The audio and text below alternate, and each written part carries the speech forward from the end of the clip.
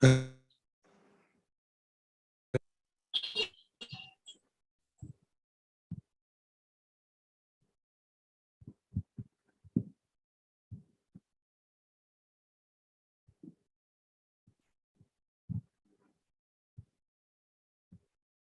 Krishna.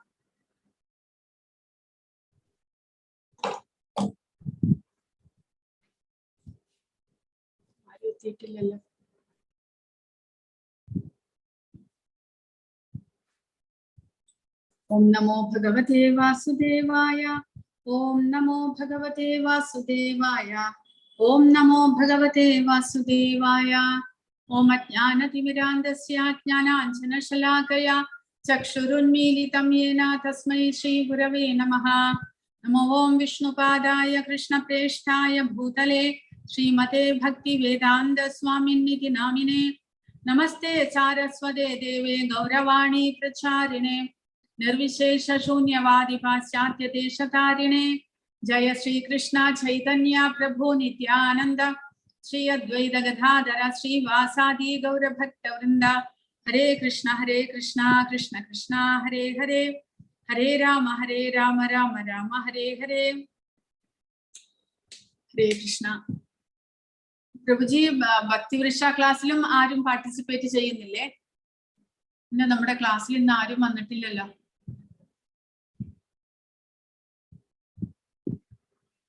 Hare Krishna, Rajan Prabhu.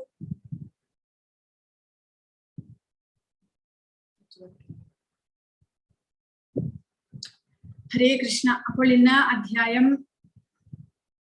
14 ഗുണത്രയ വിഭാഗ യോഗമാണ്. ഭൗതിക പ്രകൃതിയുടെ ത്രിഗുണങ്ങൾ എങ്ങനെയാണ് നമ്മുടെ മേൽ ആധിപത്യം സ്ഥാപിക്കുന്നത്, ശരീരത്തിന് മേൽ ആധിപത്യം സ്ഥാപിച്ച് ശരീരത്തെ കൊണ്ട് എങ്ങനെയാണ് പ്രവർത്തിപ്പിക്കുന്നത് എന്ന് ഈ അധ്യായത്തിലൂടെ ഭഗവാൻ പറഞ്ഞു തരുന്നു. കഴിഞ്ഞ അധ്യായത്തിൽ നമ്മൾ പ്രകൃതി, പുരുഷൻ, ക്ഷേത്രം, ക്ഷേത്രജ്ഞൻ, ജ്ഞാനം, ജ്ഞേയം എന്നിവയെ കുറിച്ചെല്ലാം പഠിച്ചു. അപ്പോൾ അതിൽ പ്രകൃതിയും പുരുഷനും തമ്മിലുള്ള ബന്ധം, പ്രകൃതിയിൽ പുരുഷൻ എങ്ങനെയാണ് ഭൗതികമായ ശരീരം ലഭിച്ച് പ്രവർത്തിക്കുന്നത്, കൂടാതെ ഭഗവാൻ പറയുകയുണ്ടായി അവസാനം ജ്ഞാനചക്ഷുഷ, ആ ജ്ഞാനത്തിന്റെ ദൃഷ്ടിയിലൂടെ, ജ്ഞാനത്തിന്റെ വീക്ഷണകോണിലൂടെ നമ്മൾ നമ്മുടെ പ്രവർത്തനങ്ങളെ വീക്ഷിക്കണം. അപ്പോൾ മാത്രമേ ശരിയായിട്ടുള്ള അറിവ് നമുക്ക് ലഭിക്കുകയുള്ളൂ. അങ്ങനെ ഭഗവാൻ പറയുകയുണ്ടായി ജീവാത്മാവ് കർമ്മങ്ങളൊന്നും ചെയ്യുന്നുമില്ല, ചെയ്യിപ്പിക്കുന്നുമില്ല. പിന്നെയോ ഭൗതിക പ്രകൃതിയിലെ ഗുണങ്ങളാണ് ശരീരത്തെ കൊണ്ട് പ്രവർത്തിപ്പിക്കുന്നത്. അടുത്ത ജ്ഞാനമായിട്ട് ഭഗവാൻ പറഞ്ഞത് ശരീരം നശിച്ചാലും ആ ശരീരത്തിനുള്ളിലുള്ള ജീവാത്മാവിനും പരമാത്മാവിനും. ഹരേ കൃഷ്ണ മാതാജി. ഹരേ കൃഷ്ണ പ്രഭുജി. മാതാജി, എന്റെ മൈക്ക് കമ്പ്യൂട്ടർ സിസ്റ്റത്തിലേക്ക് മൈക്ക് വർക്ക് ചെയ്യുന്നുണ്ടായില്ല, അതാ ഞാൻ മാതാജി വിളിച്ചപ്പോ ഒന്നും മിണ്ടാതിരുന്നു. ഹരേ കൃഷ്ണ. അപ്പോൾ ഈ അധ്യായത്തിൽ പ്രകൃതിയും പുരുഷനും ത്രിഗുണങ്ങളും, പ്രകൃതിയിൽ ജീവാത്മാവിന് പ്രകൃതിദത്തമായ ഒരു ശരീരം ലഭിക്കുന്നു. പിന്നീട് ഈ ഗുണങ്ങളുടെ പ്രഭാവത്താൽ, ഗുണങ്ങളാണ് പിന്നീട് ഈ ശരീരത്തെ നയിക്കുന്നത്. സത്വം, രജസ്, തമസ്, ഈ 3 ഗുണങ്ങൾ എങ്ങനെ ശരീരത്തെ സ്വാധീനിക്കുന്നുവോ അതിനനുസരിച്ച് ശരീരം പ്രവർത്തിക്കുകയാണ് ചെയ്യുന്നത്. അപ്പോൾ അവിടെ സ്വാധീനമാണുള്ളത്, ഗുണങ്ങളുടെ സ്വാധീനം. അപ്പോൾ നമുക്കറിയാം, നമ്മൾ സത്സംഗത്തിൽ ഇരിക്കുമ്പോൾ നമ്മൾ പൂർണ്ണമായിട്ടും ഭഗവാനെ കുറിച്ച് കേൾക്കുകയും മനസ്സിലാക്കുകയും എല്ലാം ചെയ്യുമ്പോൾ നമ്മുടെ ഉള്ളിൽ ആ ഭഗവാനെ കുറിച്ചുള്ള വിചാരങ്ങൾ മാത്രമേ വരുന്നുള്ളൂ. സത്വഗുണത്തിലാണ് നമ്മൾ എന്ന് മനസ്സിലാക്കണം. അത് കഴിഞ്ഞ് നമ്മൾ TV കാണാനും മറ്റുള്ള എൻജോയ്മെന്റിനും പോകുമ്പോൾ എന്താകുന്നു, നമ്മൾ പിന്നീട് അതിൽ മുഴുകുകയും ശാരീരികമായിട്ടുള്ള സുഖത്തിൽ മുഴുകുന്നു, രജോ ഗുണത്തിലേക്ക് നമ്മൾ മാറ്റപ്പെടുന്നു.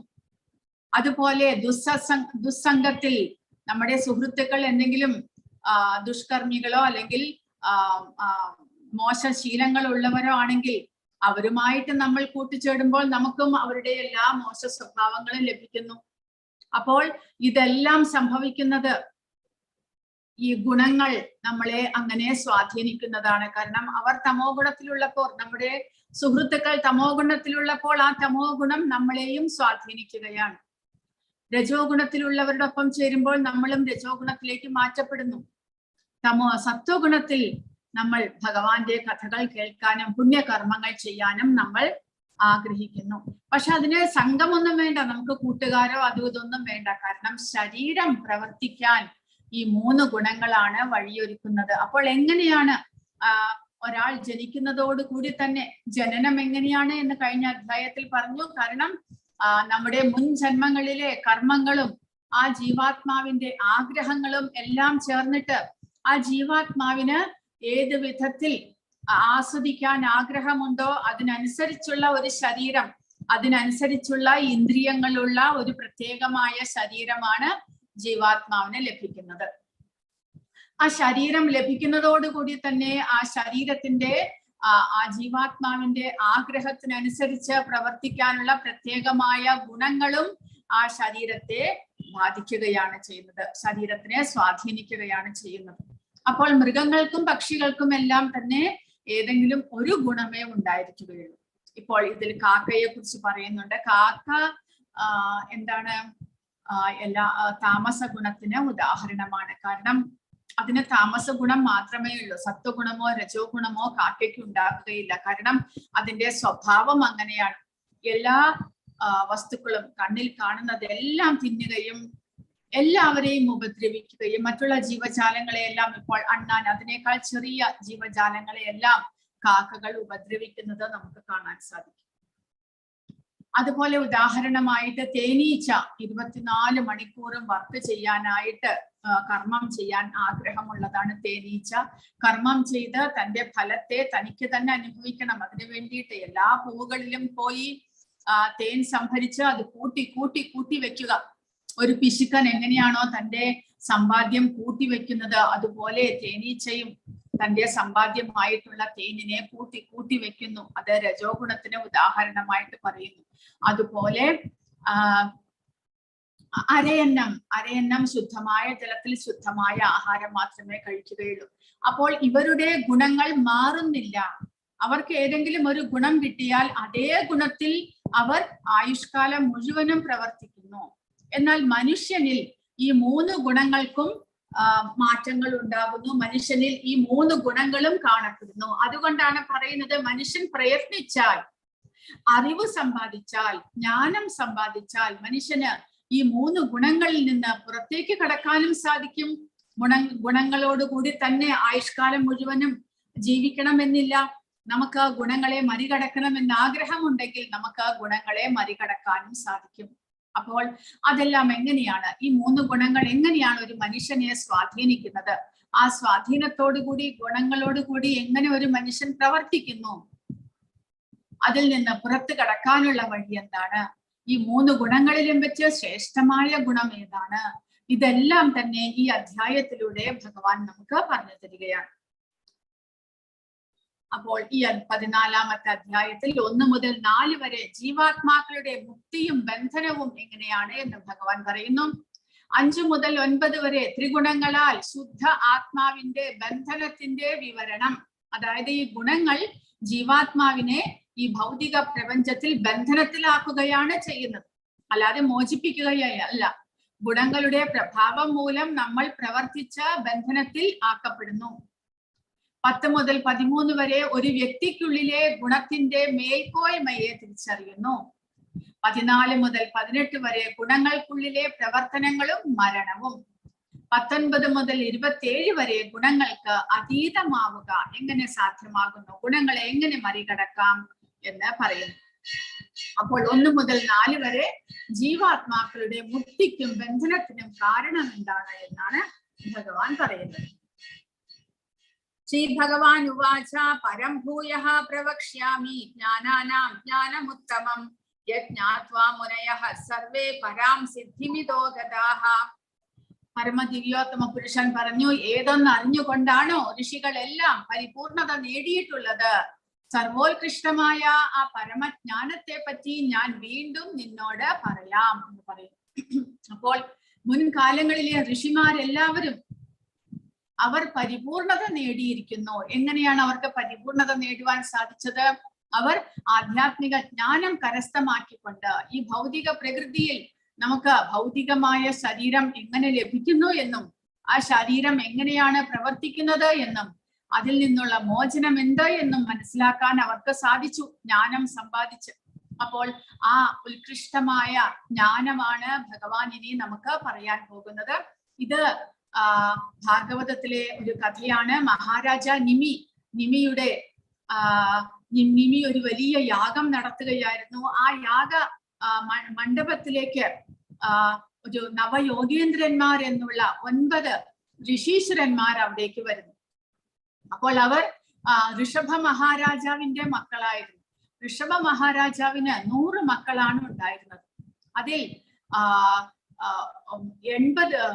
9 പേർ ഇതേപോലെ യോഗീന്ദ്രന്മാരായിട്ട് മാറുന്നു. അവർ യോഗസിദ്ധി സമ്പാദിച്ച്, അവർ പല ശക്തികളും സമ്പാദിച്ച്, ആധ്യാത്മിക ജ്ഞാനം സമ്പാദിച്ച് അവരെല്ലാ ദിക്കിലും ആ ഭഗവാന്റെ ജ്ഞാനത്തെ പങ്കിടുവാനായിട്ട് സഞ്ചരിക്കുകയുണ്ടായി. പിന്നെ 80 പേർ ബ്രാഹ്മണരായിട്ട് മാറി. ബ്രാഹ്മണ സത്വഗുണത്തിലൂടെ ഉയർന്ന് അവർക്ക് ബ്രാഹ്മണ കർമ്മങ്ങൾ ചെയ്ത് അവർ ജീവിക്കാനായിട്ട് ആഗ്രഹിക്കുന്നു. രാജാവിന്റെ മക്കളാണെങ്കിലും അതാണ് പറയുന്നത്, മുൻകാലങ്ങളിൽ അവരവരുടെ ഗുണങ്ങൾക്കനുസരിച്ച്, ഗുണങ്ങൾക്കും സ്വഭാവത്തിനും അനുസരിച്ച് അവർ അവരുടെ കർമ്മങ്ങൾ ചെയ്തു വന്നിരുന്നു. അപ്പോൾ 80 പേർ ബ്രാഹ്മണ വൃത്തിയിലേക്ക് തിരിയുന്നു. 10-11 പേരെ ഋഷഭ രാജാവ് ക്ഷത്രിയരായിട്ട് സ്വഭാവമുള്ളത് കൊണ്ട് അവരെ അദ്ദേഹം ഓരോ രാജ്യങ്ങൾ സമ്മാനിച്ച് അവരെ രാജാക്കന്മാരായിട്ട് മാറ്റുന്നു. അവരിൽ ഏറ്റവും പ്രധാനി മുഴുവൻ ഭൂലോകത്തിന്റെയും ചക്രവർത്തിയായിട്ട് ഭരത മഹാരാജാവ്, മൂത്ത പുത്രനായ ഭരത മഹാരാജാവായിരുന്നു. അദ്ദേഹത്തിന്റെ മറ്റുള്ള ചെറിയ ചെറിയ രാജ്യങ്ങൾ, ഓരോ പ്രദേശങ്ങൾ മറ്റുള്ള അദ്ദേഹത്തിന്റെ അനുജന്മാർക്കായിട്ട് ഋഷഭരാജാവ് കൊടുക്കുകയാണ് ഉണ്ടായത്. ഋഷഭരാജാവ് ഭഗവാന്റെ തന്നെ അവതാരമായിരുന്നു. അപ്പോൾ അദ്ദേഹത്തിന്റെ ആ 9 മക്കളായിട്ടുള്ള നവയോഗീന്ദ്രന്മാർ അവർ ഒരു ദിവസം മഹാരാജ നിമി ഒരു വലിയ സത്രം നടത്തുകയായിരുന്നു, യജ്ഞം നടത്തുകയായിരുന്നു. അവിടേക്ക് പ്രവേശിക്കുകയും അദ്ദേഹത്തിന്റെ ആത്മീയ ചോദ്യങ്ങൾക്കെല്ലാം അവർ ഉത്തരം നൽകുകയും ചെയ്തു. അപ്പോൾ ഇവിടെ അവരെ കാണിച്ചിരിക്കുന്നത്, അവർ ആധ്യാത്മിക ജ്ഞാനം കരസ്ഥമാക്കിയതുപോലെ മുൻകാലങ്ങളിലെ ഋഷീശ്വരന്മാരെല്ലാവരും ഇതുപോലെ ഭഗവാനെ മനസ്സിലാക്കി ആധ്യാത്മിക ജ്ഞാനം കരസ്ഥമാക്കി അതനുസരിച്ച് പ്രവർത്തിച്ച് അവർക്ക് ശരീരത്തിന്റെ അല്ലെങ്കിൽ ജീവിതത്തിന്റെ പരിപൂർണതയെ പ്രാപിക്കാൻ സാധിച്ചിരുന്നു എന്നാണ് ഭഗവാൻ ഈ ശ്ലോകത്തിലൂടെ പറയുന്നത്. ഇദം ജ്ഞാനം ഉപാസിത്യ മമ സാധർമ്യമാഗതാഹ സർഗേ വിനോപജായന്തേ പ്രളയേനാവ്യഥന്തിച്ച. അപ്പോൾ ഈ ജ്ഞാനം കരസ്ഥമാക്കുന്നത് കൊണ്ട് എന്താണ് ഗുണമുള്ളത്, എന്താണ് സംഭവിക്കുന്നത്, മാറ്റം എന്താണ് ഉണ്ടാകുന്നത്? ഭഗവാൻ പറയുന്നത്, ഈ ജ്ഞാനത്തിൽ ഉറച്ചു നിൽക്കുന്നത് കൊണ്ട് എന്റേതിന് സമാനമായ അതീന്ദ്രിയ ഭാവത്തെ പ്രാപിക്കാൻ കഴിയും. ഭഗവാന്റേതിന് സമാനമായ അതീന്ദ്രിയ ഭാഗം, അതായത് ഭഗവാൻ ഏത് അവതാരം എടുക്കുകയാണെങ്കിലും അദ്ദേഹം എല്ലാ സമയത്തും സച്ചിദാനന്ദ വിഗ്രഹമാണ്. അദ്ദേഹത്തിന്റെ അതീന്ദ്രിയ സ്വഭാവത്തിന്, ആധ്യാത്മിക സ്വഭാവത്തിന് മാറ്റങ്ങളൊന്നും തന്നെ വരുന്നില്ല. അതുപോലെ മനുഷ്യനും ഈ ജ്ഞാനം കരസ്ഥമാക്കി പരിപൂർണതയെ പ്രാപിക്കുകയാണെങ്കിൽ ഭഗവാന്റേത് പോലുള്ള എല്ലാ ഗുണങ്ങളും അതീന്ദ്രിയ സ്വഭാവവും എല്ലാം തന്നെ ആ ജീവാത്മാവിനും ലഭിക്കുന്നു. താൻ സ്വയം പരിശുദ്ധനായിട്ടുള്ള ഭഗവത് അംശമാണ് എന്നുള്ള അറിവ് ലഭിക്കുന്നു. അതുകൂടാതെ അങ്ങനെ ഉറച്ചു നിന്ന് കഴിഞ്ഞാൽ ഒരുവൻ സൃഷ്ടികാലത്ത് ജനിക്കുകയുമില്ല, പ്രളയകാലത്ത് ആകുല ചിത്തനാകുകയുമില്ല. അടുത്ത സൃഷ്ടി നടക്കുമ്പോൾ ആ ജീവാത്മാവിന് പിന്നീട് പുനർജന്മം എടുക്കേണ്ടതായിട്ട് വരുന്നില്ല. അദ്ദേഹം ആ ആധ്യാത്മിക അവസ്ഥയിൽ തന്നെ തുടരാൻ സാധിക്കുന്നു. പിന്നീട് പ്രളയം വരുമ്പോഴോ അവ്യക്തതയിലേക്ക് പോകേണ്ടുന്ന ആവശ്യമില്ല. കാരണം അദ്ദേഹം അതീന്ദ്രിയമായ നിലയെ പ്രാപിച്ചത് കൊണ്ട് ആധ്യാത്മിക ലോകത്തിലേക്ക് അദ്ദേഹത്തിന് സ്ഥാനം കയറ്റം കിട്ടുന്നു. അങ്ങനെ ഭഗവാന്റേതുപോലെയുള്ള ഉത്തമമായിട്ടുള്ള സച്ചിദാനന്ദമായിട്ടുള്ള സ്വഭാവത്തെ പ്രാപിക്കാൻ ആ ജീവാത്മാവിന് സാധിക്കുന്നു. എങ്ങനെ? ഈ ഭഗവാൻ ഇനി പറയാൻ പോകുന്ന ത്രിഗുണങ്ങളെ കുറിച്ചുള്ള അറിവ് സമ്പാദിച്ച് ആ ത്രിഗുണങ്ങളിൽ നിന്ന് നമുക്ക് മോചനം ലഭിച്ചു കഴിഞ്ഞാൽ ഈ പ്രകൃതിയുടെ ബന്ധനത്തിൽ നിന്ന് നമുക്ക് മുക്തി നേടാൻ സാധിക്കുന്നു. പിന്നീട് എല്ലായ്പ്പോഴും ആധ്യാത്മികതയിൽ തന്നെ ഉറച്ചു നിൽക്കാൻ സാധിക്കുന്നു. എന്നാണ് ഭഗവാൻ പറയുന്നത്. ഭൗതിക ലോകത്തിൽ നമുക്ക് കിട്ടുന്ന അറിവെന്തും പൊതുവെ ഭൗതിക പ്രകൃതിയുടെ 3 ഗുണങ്ങളാൽ ഭൂഷിതമാണ്. ത്രിഗുണ ദൂഷിതമാകാത്ത ജ്ഞാനത്തെ അതീന്ദ്രിയ ജ്ഞാനം എന്ന് പറയുന്നു. അപ്പോൾ സത്വം, രജസ്, തമസ് ഈ 3 ഗുണങ്ങളാൽ ദൂഷിക്കപ്പെടാത്ത ജ്ഞാനം, അതാണ് ആധ്യാത്മികതയുടെ അറിവ്, അതാണ് അതീന്ദ്രിയ ജ്ഞാനം എന്ന് പറയുന്നത്. അതീന്ദ്രിയ ജ്ഞാനസ്ഥിതനായ ജീവാത്മാവ് പരമപുരുഷന്റെ നിലവാരത്തിൽ എത്തിച്ചേരുന്നു. അതായത് സ്വയം ഞാൻ താൻ ആരാണ്, ആധ്യാത്മികനാണ് എന്നുള്ള അറിവ് സമ്പാദിച്ച് ആത്മജ്ഞാനത്തിലേക്ക് ഉയരുവാൻ ആ ജീവാത്മാവിന് സാധിക്കുന്നു.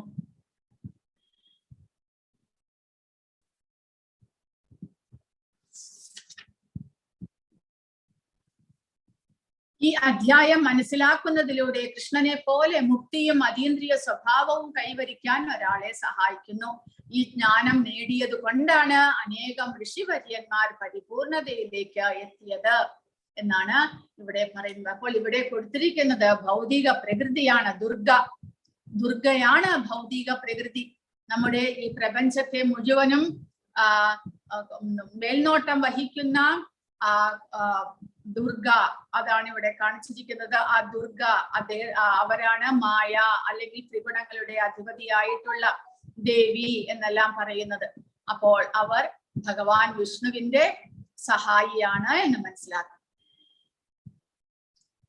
മമയോനിർമഹദ് ബ്രഹ്മ തസ്മിൻ ഗർഭം ദദാമ്യഹം സംഭവഃ സർവഭൂതാനാം തതോ ഭവതി ഭാരത.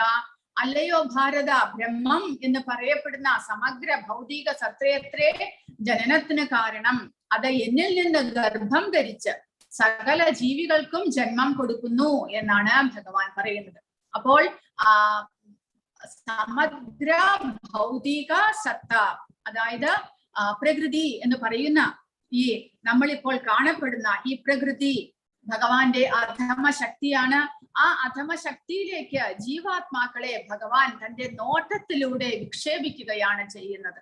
അതിന് പറയുന്നത് സഈക്ഷത. ബ്രഹ്മസൂത്രം ബ്രഹ്മസൂത്രത്തിൽ പറയുന്നു സഈക്ഷത. ഭഗവാൻ ആ ഭൗതിക പ്രകൃതിയെ വീക്ഷിക്കുന്നു.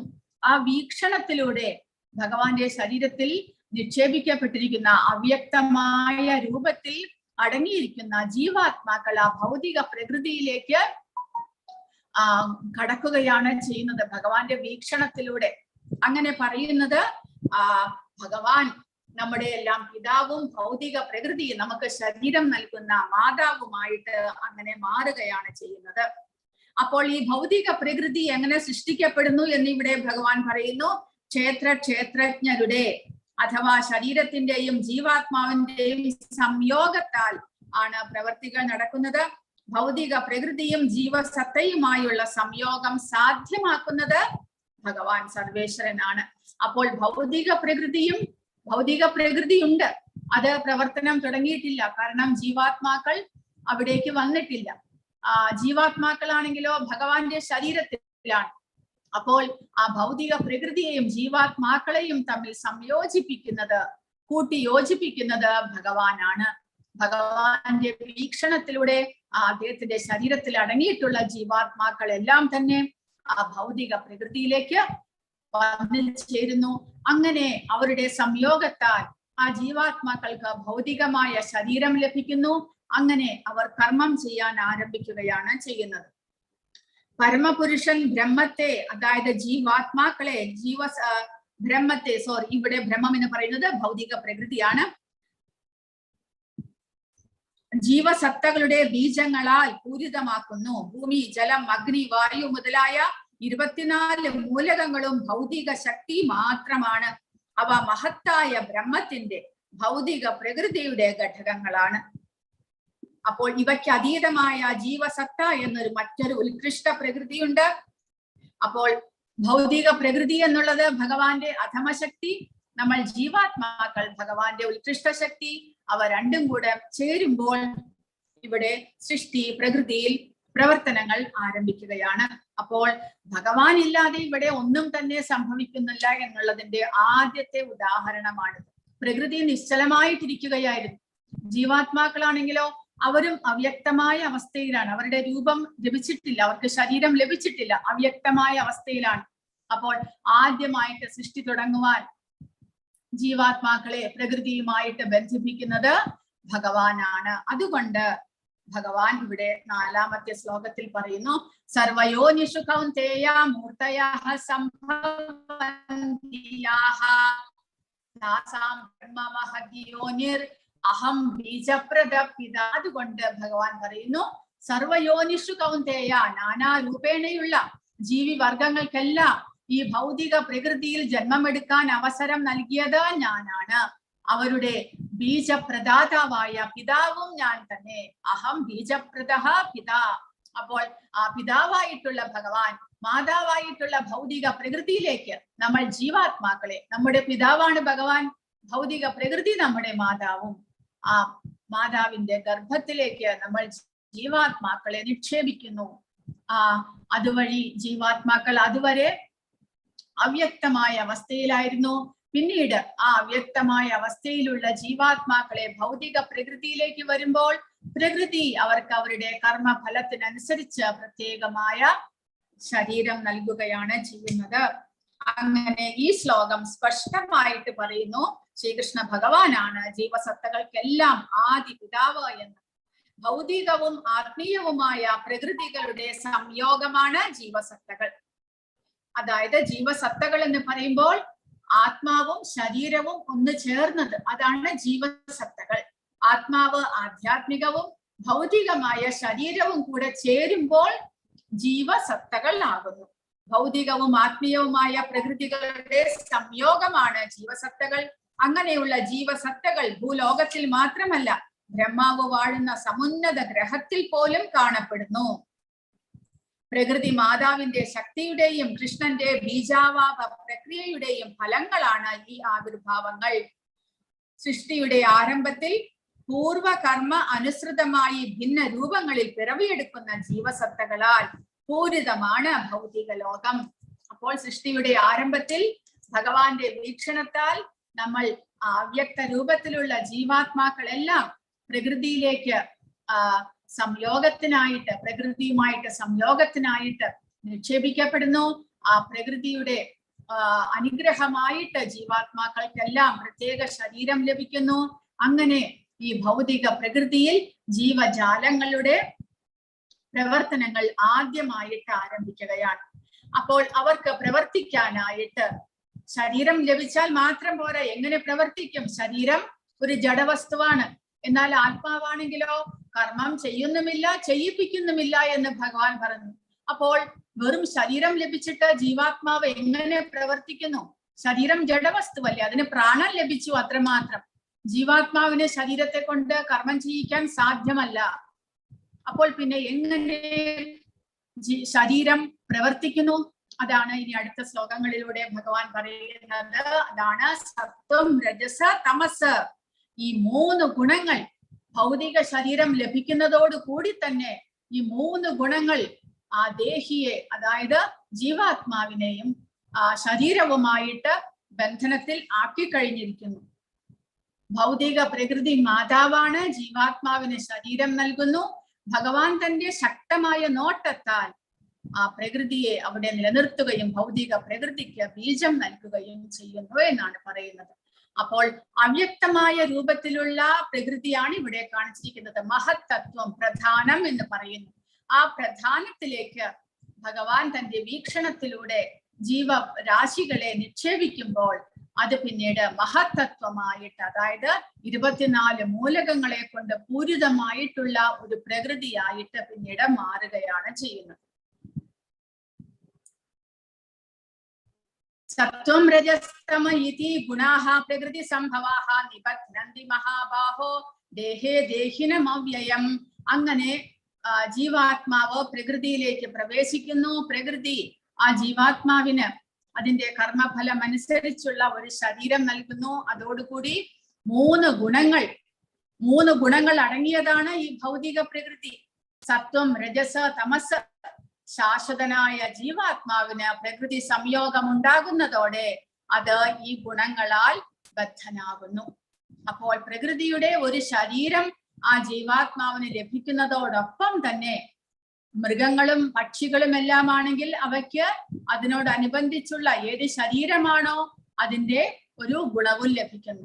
ഇപ്പോൾ മൃഗങ്ങൾക്കാണെങ്കിൽ, കാട്ടുമൃഗങ്ങൾക്കാണെങ്കിൽ അവയ്ക്ക് താമസ ഗുണമായിട്ടുള്ളതും, പക്ഷികൾക്കൊക്കെ സത്വം രജസ് തമസ് വ്യത്യസ്തമായിട്ടുള്ള ഗുണങ്ങൾ, അതെല്ലാം ഏതെങ്കിലും ഒരു ഗുണം പ്രത്യേകമായിട്ട് ലഭിക്കുന്നു.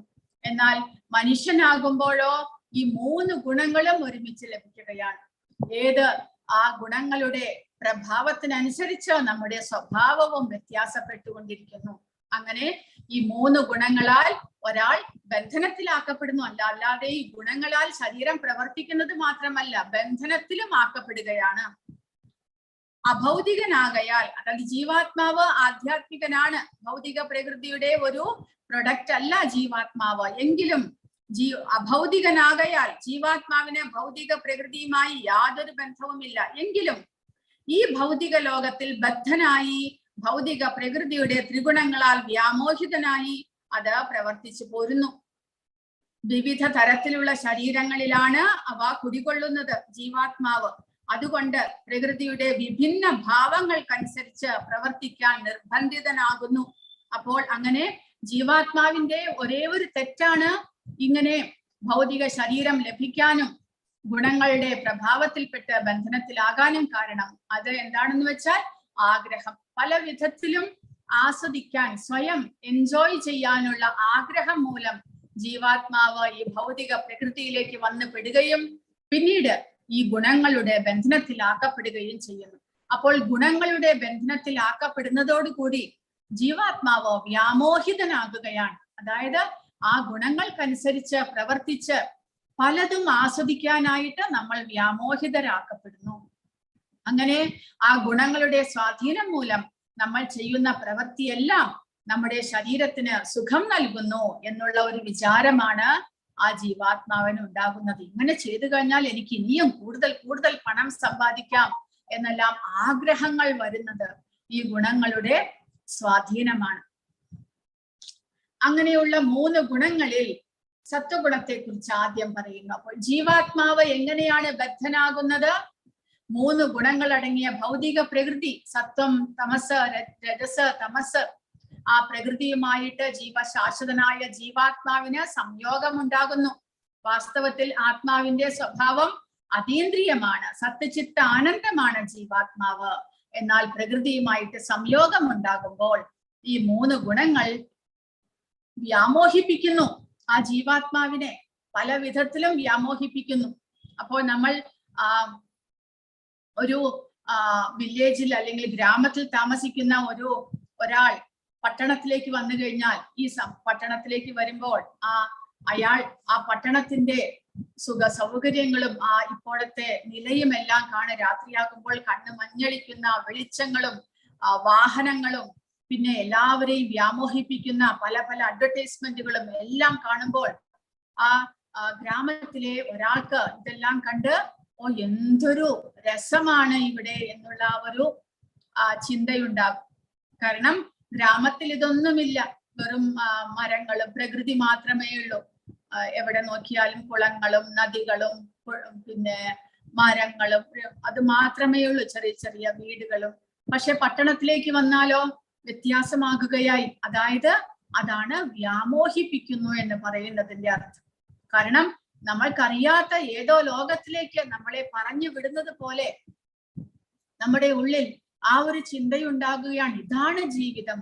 പട്ടണത്തിലുള്ളവരെല്ലാവരും എന്തുമാത്രം ആസ്വദിക്കുന്നു, സുഖം അനുഭവിക്കുന്നു എന്നുള്ള ഒരു ചിന്ത ഒരു ഗ്രാമത്തിലെ ജനങ്ങൾക്കുണ്ടാകും. പക്ഷേ അത് വെറും വ്യാമോഹമാണ് എന്ന് നമ്മൾ പറയും. കാരണം പട്ടണത്തിൽ വസിക്കുന്നവരുടെ ദുഃഖം അവർക്കറിയാം. പക്ഷെ ഇതൊന്നും അറിയാത്തവർക്ക് അതൊരു വ്യാമോഹമാണ്. അതുപോലെ ഈ ഗുണങ്ങൾ പല തരത്തിലും നമ്മുടെ കണ്ണ് മയക്കുന്നു എന്ന് പറയില്ലേ, അതുപോലെ വ്യാമോഹിപ്പിക്കുന്നു.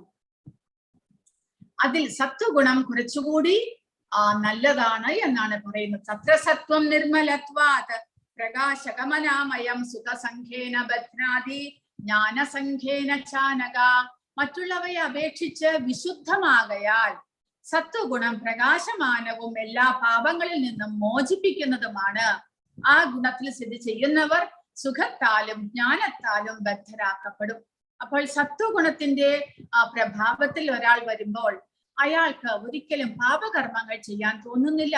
മറ്റുള്ളവരെ ഉപദ്രവിക്കാനോ കുറ്റകൃത്യങ്ങൾ ചെയ്യാനോ അമിതമായിട്ട് ധനം സമ്പാദിക്കാനോ അങ്ങനെയുള്ള വ്യാമോഹങ്ങളൊന്നും, അതായത് തെറ്റായ തരത്തിലുള്ള ചിന്തകളൊന്നും തന്നെ സത്വഗുണത്തിലുള്ള ഒരാൾക്ക്, സത്വഗുണത്തിന്റെ പ്രഭാവത്താൽ ഒരാൾക്ക് തോന്നുകയില്ല. പിന്നെയോ പുണ്യകർമ്മങ്ങൾ ചെയ്ത് സമാധാനത്തോടുകൂടി സന്തോഷത്തോടുകൂടി ജീവിക്കണം എന്നുള്ള ഒരാഗ്രഹമാണ് അങ്ങനെയുള്ള ഒരു വ്യക്തിക്ക് തോന്നുന്നത്. അപ്പോൾ സമാധാനവും സന്തോഷവും വേണമെങ്കിൽ നല്ല കർമ്മങ്ങൾ ചെയ്യണം. ഒരിക്കലും പാപകർമ്മങ്ങൾ ചെയ്താൽ ഒരിക്കലും സമാധാനവും സന്തോഷവും ലഭിക്കുകയില്ല എന്നുള്ള അറിവ് ആ സത്വഗുണത്തിലുള്ള ഒരാൾക്കുണ്ട്. അതുകൊണ്ട് അയാൾ പുണ്യകർമ്മങ്ങൾ ചെയ്യുന്നു. ആ പുണ്യകർമ്മത്തിന്റെ പ്രഭാവം മൂലം അയാൾ പാപകർമ്മങ്ങളിൽ നിന്ന് മോചിപ്പിക്കപ്പെടുന്നു. അങ്ങനെ സുഖത്താലും ജ്ഞാനത്താലും അറിവുണ്ട് അയാൾക്ക്. അതായത് ഏതാണ് നല്ലത്, ഏതാണ് ചീത്ത, ഏത് പ്രവൃത്തി ചെയ്താൽ നമുക്ക് സുഖത്തോടുകൂടി ശാന്തിയോടുകൂടി ജീവിക്കാൻ സാധിക്കും എന്നുള്ള അറിവ് ആ സത്വഗുണത്തിലുള്ള വ്യക്തിക്കുണ്ട്. അതുകൊണ്ട് സത്വഗുണം മറ്റുള്ള ഗുണങ്ങളെ അപേക്ഷിച്ച് വിശുദ്ധമാണ് എന്ന് പറയുന്നു. കാരണം സത്വഗുണം ഒരിക്കലും ഒരാളെ അധപ്പതിക്കാനായിട്ട് വഴിവെക്കുന്നില്ല. എന്നാൽ രജോ ഗുണവും തമോ ഗുണവും അതിന്റെ വ്യാമോഹത്തിൽ പെട്ടുകഴിഞ്ഞാൽ നമ്മൾ ശരിക്കും അധപ്പതിച്ചു പോകുന്നു. രജോ രാഗാത്മകം വിദ്ധി തൃഷ്ണാസംഗ സമുദ്ഭവം തന്നിബധ്നാദി കൗന്ദേയ കർമ്മസംഗേന ദേഹിനം. അളവറ്റ തൃഷ്ണാധിക്യത്താൽ നിന്ന് ഉളവാകുന്നതത്രേ രജോ ഗുണം. ദേഹസ്ഥനായ ജീവനെ അത് ഭൗതികമായ ഫലോദ്ദിഷ്ട കർമ്മങ്ങളിൽ കുടുക്കിയിടുന്നു. രജോ ഗുണം എന്നുള്ളത് ഭൗതിക പ്രകൃതിയിൽ ആസക്തനാകുവാൻ ഒരാളെ പ്രേരിപ്പിക്കുന്നു. പ്രകൃതിയിലെ പല വിധത്തിലുള്ള സുഖങ്ങളും സന്തോഷങ്ങളുമെല്ലാം സ്വയം അനുഭവിക്കാനായിട്ട് ഈ രജോ ഗുണം ഒരാളെ പ്രേരിപ്പിക്കുന്നു. അതിനു വേണ്ടിയിട്ട് ധനം ആവശ്യമുണ്ട്. അപ്പോൾ ധനം സമ്പാദിക്കാനുള്ള കഠിന പ്രയത്നം, അതാണ് ഇത് പറയുന്നത്. ഫലോദ്ദിഷ്ട കർമ്മങ്ങളാൽ സ്വയം കർമ്മം ചെയ്ത് അതിന്റെ ഫലം അനുഭവിക്കാനായിട്ട് രജോ ഗുണം ഒരാളെ പ്രേരിപ്പിക്കുന്നു. കർമ്മം, അപ്പോൾ കഠിന പ്രയത്നം ചെയ്താൽ മാത്രമേ ധനം സമ്പാദിക്കാൻ സാധിക്കുകയുള്ളൂ. ആ ധനം ഉപയോഗിച്ച് വേണം സുഖ സൗകര്യങ്ങളെല്ലാം വർദ്ധിപ്പിച്ച് ഒരു സന്തോഷത്തോടു കൂടി, അതും വ്യാമോഹമാണ്, താൻ സന്തോഷത്തോടു കൂടി ജീവിക്കുമെന്ന് ചിന്തിക്കുന്നതാണ് വ്യാമോഹം. അതിനു വേണ്ടിയിട്ട് താൻ ഇങ്ങനെയെല്ലാം ചെയ്യണം എന്ന് ആ രജോ ഗുണം നമ്മളെ പ്രേരിപ്പിക്കുകയാണ്. ഇങ്ങനെ ചെയ്യൂ, കഠിന പ്രയത്നം ചെയ്യൂ, അപ്പോൾ നമുക്ക് ഇനിയും ധനം സമ്പാദിക്കാം, അതുവഴി നമ്മുടെ തൃഷ്ണ അല്ലെങ്കിൽ ആസക്തി വർദ്ധിപ്പിക്കാൻ, സുഖസൗകര്യങ്ങൾ വർദ്ധിപ്പിക്കാൻ നമുക്ക് സാധിക്കുമെന്ന് രജോ ഗുണം നമ്മളെ പ്രേരിപ്പിക്കുന്നു. അതാണ് വ്യാമോഹം എന്ന് പറയുന്നത്. മനസ്സിൽ പല വിധത്തിലുള്ള ആഗ്രഹങ്ങൾ ഉണ്ടാകുന്നു, വ്യാമോഹങ്ങൾ ഉണ്ടാകുന്നു. അത് നമ്മളെ ഭൗതികമായ തൃഷ്ണ, ആസക്തി വർദ്ധിപ്പിക്കുന്നു എന്നാണ് പറയുന്നത്. പല വിധത്തിലുള്ള തൃഷ്ണകളുണ്ട്. നമ്മുടെ 5 ഇന്ദ്രിയങ്ങൾ കൊണ്ട് നമ്മൾ പലതും അനുഭവിക്കാൻ ആഗ്രഹിക്കുന്നു. ഒരേ കാര്യമല്ല, പല കാര്യങ്ങളും ആഗ്രഹിക്കുന്നു. അതെല്ലാം വർദ്ധിപ്പിക്കാനായിട്ട് രജോ ഗുണം നമ്മളെ പ്രേരിപ്പിക്കുന്നു. തമസ്ത്വജ്ഞാനജം വിദ്ധി മോഹനം സർവദേഹിനാം പ്രമാദാലസ്യ നിദ്രാഭിസ്തന്നിബധ്നാദി ഭാരത. അജ്ഞാനജന്യമായ തമോ ഗുണമാകട്ടെ സർവശരീരികളെയും വ്യാമോഹിപ്പിക്കുന്നതാണ്. ഈ ഗുണത്തിന്റെ ഫലങ്ങളായ പ്രമാദം, അലസത, നിദ്ര എന്നിവ ബദ്ധ ജീവാത്മാവിനെ കുടുക്കിയിടുന്നു. അപ്പോൾ സത്വഗുണം ജ്ഞാനത്തെ പ്രദാനം ചെയ്യുന്നു എന്ന് പറയുന്നു. എന്നാൽ രജോ ഗുണം അജ്ഞാനമാണ് എന്ന് പറഞ്ഞിട്ടില്ല, എന്നാൽ ജ്ഞാനമാണ് എന്നും പറഞ്ഞിട്ടില്ല. രജോ ഗുണം രണ്ടിന്റെയും നടുവിലാണ്. ജ്ഞാനമാകുന്ന സത്വഗുണത്തിന്റെയും അജ്ഞാനമാകുന്ന തമോ ഗുണത്തിനും നടുവിലാണ് രജോ ഗുണം. അതായത് രജോ ഗുണ സ്വഭാവമുള്ളയാൾക്ക് പ്രയത്നിച്ചാൽ സത്വഗുണത്തിലേക്ക് ഉയരാം. എന്നാലോ ആ ആസക്തി വർദ്ധിച്ചു കഴിഞ്ഞാൽ ചിലപ്പോൾ തമോ ഗുണത്തിലേക്ക് അധപ്പതിക്കാനും സാധ്യതയുണ്ട്. കാരണം രജോ ഗുണം അങ്ങനെ നടുവിൽ നിൽക്കുന്നു, മധ്യത്തിലാണ് നിൽക്കുന്നത്. എന്നാൽ തമോ ഗുണമാകട്ടെ പൂർണ്ണമായിട്ടും അജ്ഞാനത്തിലാണ്. ശരിയേത് തെറ്റേത് എന്ന് തിരിച്ചറിയാനാവാത്ത ഒരവസ്ഥയാണ് അജ്ഞാനം എന്ന് പറയുന്നത്. അജ്ഞാനം അല്ലെങ്കിൽ അവിദ്യ എന്നെല്ലാം പറയുന്നത്. കാരണം നമ്മൾ ചെയ്യുന്ന പ്രവൃത്തി നമുക്ക് യോജിച്ചതാണോ, അത് ചെയ്യാൻ പാടുള്ളതാണോ എന്ന് പോലും അറിയാത്ത പൂർണ്ണമായിട്ടും താമസികം എന്ന് പറയുന്നത്. അപ്പോൾ അങ്ങനെയുള്ള താമസിക ഗുണം എല്ലാ ശരീരികളെയും വ്യാമോഹിപ്പിക്കുന്നു. അപ്പോൾ കാരണം എല്ലാ തെറ്റുകളും ചെയ്യാനായിട്ട് ഈ തമോ ഗുണം ഒരാളെ പ്രേരിപ്പിക്കുന്നു. കാരണം അലസത, അതുമൂലം പ്രമാദം, ശരിയായിട്ടുള്ള ബുദ്ധി ഇല്ലായ്മ. കാരണം ശാസ്ത്ര നിർദ്ദേശങ്ങൾ അനുസരിച്ച് പ്രവർത്തിക്കാൻ ഒരാൾ തയ്യാറാകുന്നില്ല. അതുമൂലം എന്ത് സംഭവിക്കുന്നു? പൂർണ്ണമായിട്ടും അജ്ഞാനത്തിൽ മുഴുകി എല്ലാ തെറ്റുകളും ചെയ്ത് പ്രമാദമായ ഒരവസ്ഥയിൽ എത്തിച്ചേരുകയാണ് തമോ ഗുണത്തിലുള്ളവയാൾ ചെയ്യുന്നത്. സത്വഗുണത്തിലെ ബന്ധനം, പക്ഷെ ഈ 3 ഗുണങ്ങളും സത്വഗുണമാണെങ്കിൽ കൂടെ അതും ഒരാളെ ബന്ധനത്തിലാക്കുന്നു. സത്വഗുണത്തിനും നമ്മൾ അതീതരാകണം എന്നാണ് പറയുന്നത്. സത്വഗുണത്തിലെ ബന്ധനം എങ്ങനെയാണ്? ബുദ്ധിമാനാണ്, പാപപ്രതികരണങ്ങളിൽ നിന്ന് ഏറെക്കുറെ മോചിപ്പിക്കുന്നു. സത്വഗുണം കൂടുതൽ ജ്ഞാനത്തെയും സന്തോഷത്തെയും ഉളവാക്കുന്നു.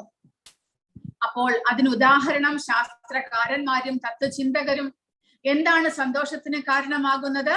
പാപപ്രതികരണങ്ങൾ ഇല്ലാതെയാകുന്നത് മൂലം സത്വഗുണം സന്തോഷത്തെ പ്രദാനം ചെയ്യുന്നു. എങ്ങനെയാണ് സത്വഗുണം ഒരാളെ ബന്ധനത്തിലാക്കുന്നത്? അതായത് 3 തരം ബദ്ധജീവാത്മാക്കളാണ് പ്രവർത്തിക്കുന്നത് എന്ന് പറയും. സത്വഗുണത്തിൽ എങ്ങനെയാണ് ബന്ധനത്തിലാക്കുന്നത്? അതായത് ജ്ഞാനത്താലും സന്തോഷത്താലും സത്വഗുണം ബന്ധനത്തിലാക്കുന്നു.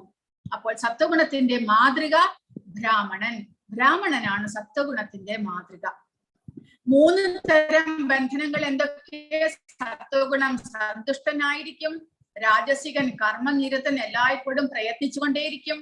താമസിക ഗുണത്തിലുള്ളവൻ നിസ്സഹായനാണ്, കാരണം അയാൾക്ക് ശരിയായ മാർഗം അറിഞ്ഞുകൂടാ, അതുകൊണ്ട് അയാൾ അജ്ഞാനത്തിലാണ്, അതുകൊണ്ട് അയാൾ നിസ്സഹായനാണ് എന്ന് പറയും. രജോ ഗുണത്തിലെ ബന്ധനം. രജോ ഗുണം ജീവാത്മാക്കളെ എങ്ങനെയാണ് ബന്ധിപ്പിക്കുന്നത്?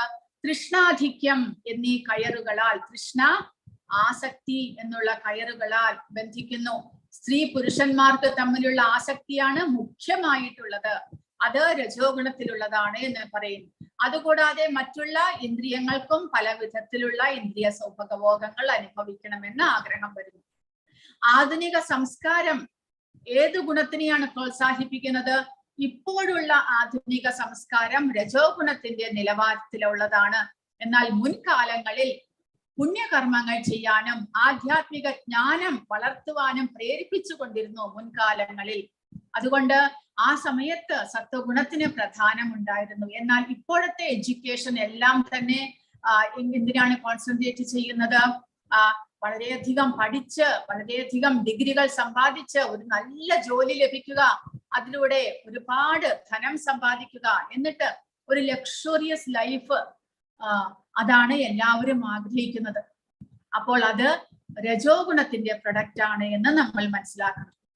ഇപ്പോഴത്തെ എഡ്യൂക്കേഷൻ നമ്മളെ അതിലേക്കാണ് നയിക്കുന്നത്. മുൻകാലങ്ങളിൽ ആധ്യാത്മിക ജ്ഞാനത്തിന് പ്രാധാന്യം ഉണ്ടായിരുന്നു. അതുവഴി ഒരു സത്വഗുണാധിഷ്ഠിതമായ ഒരു ജീവിതമാണ് എല്ലാവരും നയിച്ചു വന്നിരുന്നത്. രജോ ഗുണത്തിന്റെ ഉൽപ്പന്നങ്ങൾ എന്തൊക്കെയാണ്? ഭൗതിക സുഖങ്ങളിലുള്ള താല്പര്യം വർദ്ധിക്കുന്നു, ഇന്ദ്രിയ സുഖാസ്വാദനങ്ങളിൽ മതി വരാതാകും, അയാൾക്ക് രാഷ്ട്രത്തിലോ സമൂഹത്തിലോ ഒരു ഉയർന്ന പദവി ലഭിക്കണം, സന്തുഷ്ടമായ കുടുംബജീവിതം വേണം, നല്ല വീടും നല്ലവരായ മക്കളും ഭാര്യയുമെല്ലാം ഉണ്ടാകണം. തനിക്കൊരു വീടുണ്ടാക്കാൻ ശ്രമിക്കുകയാണെങ്കിൽ അത് കൊട്ടാരം പോലെയുള്ള ഒന്നാവണം എന്നായിരിക്കും അയാളുടെ ഉദ്ദേശം. താൻ അതിൽ എന്നെന്നും താമസിക്കാൻ പോകുന്നു എന്ന് അയാൾ വിചാരിക്കുന്നു. അതാണ് രജോ ഗുണ പ്രധാനമുള്ള ഒരാളുടെ സ്വഭാവം. അതിനു വേണ്ടിയിട്ട് അയാൾ കഠിന പ്രയത്നം ചെയ്ത് ധനം സമ്പാദിച്ച് ഒരു വലിയ കൊട്ടാരം പോലെയുള്ള വീടുണ്ടാക്കാനായിട്ട് പരിശ്രമിക്കുന്നു. അങ്ങനെ ആഗ്രഹങ്ങൾ, അതിയായ ആഗ്രഹമുള്ളവരാണ് രജോ ഗുണത്തിലുള്ളവർ എന്ന് പറയുക. അങ്ങനെ കർമ്മഫലങ്ങളാൽ ബന്ധിതനായിട്ടിരിക്കുന്നു. അവരുടെ വിധി എന്താണ്? ഒരിക്കലും മോചനത്തിന് സാധ്യതയില്ല. മോചനം വേണമെങ്കിൽ സത്വഗുണത്തിനും ഉപരി വിശുദ്ധ സത്വം എന്നുള്ള അവസ്ഥയിലേക്ക് ഉയരണം. 3 ഗുണങ്ങളെ മറികടന്നാൽ മാത്രമേ മുക്തി ലഭിക്കുന്നുള്ളൂ. അപ്പോൾ രജോ ഗുണത്തിലും മോചനത്തിന് സാധ്യതയില്ല. തമോ ഗുണത്തിലെ ബന്ധനം. എങ്ങനെയാണ് തമോ ഗുണം ബന്ധിപ്പിക്കുന്നത്? എല്ലാ ജീവാത്മാക്കൾക്കും ഭ്രമം ഉണ്ടാകുന്നു. ഉന്മാദം, അലസത, ഉറക്കം, ഇതെല്ലാം ആത്മാവിനെ ബന്ധിപ്പിക്കുന്നു. എന്തൊക്കെയാണ് സ്വഭാവ വിശേഷതകൾ? സത്വഗുണത്തിന് നേരെ എതിരാണ് തമോ ഗുണം. തമോ ഗുണബാധിതനായവന് ഒന്നിന്റെയും യാഥാർത്ഥ്യം സ്പഷ്ടമാവാറില്ല. തു എന്ന പദത്തിന്റെ അർത്ഥം ശരീരസ്ഥനായ ആത്മാവിന്റെ ഒരു പ്രത്യേക യോഗ്യതയാണ് തമോ ഗുണം. കാരണം ആത്മാവും സ്വയം തന്റെ സ്വരൂപസ്ഥിതിയെ മറന്നിരിക്കുന്നു, അജ്ഞാനത്തിലാണ്. അപ്പോൾ തമോ ഗുണവും കൂടെ വരുമ്പോൾ എന്ത് സംഭവിക്കുന്നു? പൂർണ്ണമായിട്ടും അധപ്പതിക്കുന്നു. ആ തമോ ഗുണത്തിന്റെ സ്വഭാവവിശേഷം എങ്ങനെ പ്രകടമാകുന്നു? ഉറക്കം, പ്രധാനമായിട്ട് അലസതയും ഉറക്കവും. മനുഷ്യന് ദിവസത്തിൽ 6 മണിക്കൂർ മാത്രം ഉറങ്ങിയാൽ മതിയാകും. പക്ഷേ തമോ ഗുണ സ്വഭാവമുള്ളയാൾ 10-12 മണിക്കൂർ ഉറങ്ങുന്നു. സദാ വിഷാദഗ്രസ്തനായിരിക്കും, ലഹരി പദാർത്ഥങ്ങൾക്കും അടിമപ്പെട്ടവനായിരിക്കും. അവരുടെ വിധി ഒരിക്കലും മോചനത്തിന് വഴിയില്ല. അപ്പോൾ ഈ 3 ഗുണങ്ങളിലും ബന്ധനത്തിലായിരിക്കുന്നവന് മോചനത്തിന് വഴിയില്ല. അപ്പോൾ മോചനത്തിന് എന്താണ് വഴി എന്ന് ഭഗവാൻ പിന്നീട് പറഞ്ഞു തരുന്നുണ്ട്. ഇനി ഈ സത്വരജസ് തമോ ഗുണങ്ങളുടെ ബന്ധനത്തിലായിരിക്കുമ്പോൾ ഓരോരുത്തരുടെയും പുരോഗതി എങ്ങനെയാണ് എന്നാണ് ഇനി പറയുന്നത്. സത്വം സുഖേ സഞ്ചയതി രജഃ കർമ്മണി ഭാരത ജ്ഞാനമാവൃത്യ തു തമഃ പ്രമാദേ സഞ്ചയത്യുത. സത്വഗുണം ഒരാളെ സുഖം കൊണ്ട് ബന്ധിക്കുമ്പോൾ രജോ ഗുണം കാമ്യ കർമ്മങ്ങൾ ചെയ്യാനാണ് പ്രേരിപ്പിക്കുന്നത്. അതിൽ വഴി ബന്ധിതനാകുന്നു. അപ്പോൾ കർമ്മം ചെയ്ത് അതിൽ നിന്ന് പുറത്തേക്ക് തലയൂരാൻ സാധിക്കാത്ത അവസ്ഥയിലേക്ക് രജോ ഗുണം ഒരാളെ ബന്ധിക്കുന്നു. എന്നാൽ തമോ ഗുണമാകുന്നാണെങ്കിലോ ജ്ഞാനത്തെ ആവരണം ചെയ്യുന്ന തമോ ഗുണമാകട്ടെ ഉന്മാദം കൊണ്ട് ഒരാളെ ബന്ധിക്കുന്നു എന്നാണ് പറയുന്നത്. ഒരു വ്യക്തിക്കുള്ളിലെ ഗുണത്തിന്റെ മേൽക്കോയ്മ എങ്ങനെ തിരിച്ചറിയാൻ സാധിക്കും? ഒരാളിൽ ഏത് ഗുണമാണ് പ്രാധാന്യമായിട്ടിരിക്കുന്നത് എന്ന് എങ്ങനെയാണ് മനസ്സിലാക്കാൻ സാധിക്കുന്നത്? രജസ്തമശ്ചാഭിഭൂയ സത്വം ഭവതി ഭാരത രജഃ സത്വം തമശ്ചൈവ തമഃ സത്വം രജസ്തഥാ. ചിലപ്പോൾ സത്വഗുണം രജസ് തമോ ഗുണങ്ങളെ തോൽപ്പിച്ചുകൊണ്ട് മുന്നേറും. ചിലപ്പോൾ രജസ് സത്വതമോ ഗുണങ്ങളെ കീഴടക്കുന്നു. മറ്റ് ചിലപ്പോൾ തമസ് സത്വരജസ്സുകളെയും ഈ വിധത്തിൽ എപ്പോഴും ആധിപത്യത്തിനുള്ള മത്സരം നിലനിൽക്കുന്നു. അപ്പോൾ ഒരു മനുഷ്യന്റെ ശരീരത്തിൽ ഈ 3 ഗുണങ്ങളും ഉണ്ടായിരിക്കും. അവ മേൽക്കോയ്മയ്ക്ക് വേണ്ടി എപ്പോഴും മത്സരിച്ചു കൊണ്ടിരിക്കും എന്നാണ് പറയുന്നത്. അതായത് നമ്മളിപ്പോൾ ഭഗവത്ഗീത കേൾക്കുന്നു, അതിലൂടെ നമ്മൾ മനസ്സിലാക്കുന്നു ദിവസവും നാമം ജപിക്കണം, ഭഗവാനെ കുറിച്ച് കേൾക്കണം, എല്ലാ ക്ലാസ്സുകളും അറ്റൻഡ് ചെയ്യണം. അത് സത്വഗുണത്തിലുള്ളപ്പോഴാണ്, സത്വഗുണം പ്രാധാന്യമായിരിക്കുമ്പോഴാണ് നമുക്ക് അതിനെല്ലാത്തിലും രജോഗുണം ആ സത്വഗുണത്തെ കീഴ്പ്പെടുത്താൻ ശ്രമിക്കും. അതായത് ഒരുപാട് ജോലിയുണ്ട്. ഈ ജോലിയെല്ലാം ചെയ്ത് തീർത്താലേ നമുക്ക് അടുത്ത നമ്മുടെ പ്ലാൻ അനുസരിച്ച് അങ്ങനെ ഇങ്ങനെയെല്ലാം ചെയ്യാൻ സാധിക്കുകയുള്ളൂ. ക്ലാസ് പിന്നെയും നമുക്ക് കേൾക്കാം. ഇത് ആദ്യം തീർക്കട്ടെ എന്ന് നമ്മൾ വിചാരിക്കുകയാണെങ്കിൽ അവിടെ രജോ ഗുണം ജയിച്ചു, സത്വഗുണം തോറ്റുപോയി. നേരെ മറിച്ച് തമോ ഗുണം എങ്ങനെ സ്വാധീനിക്കുന്നു?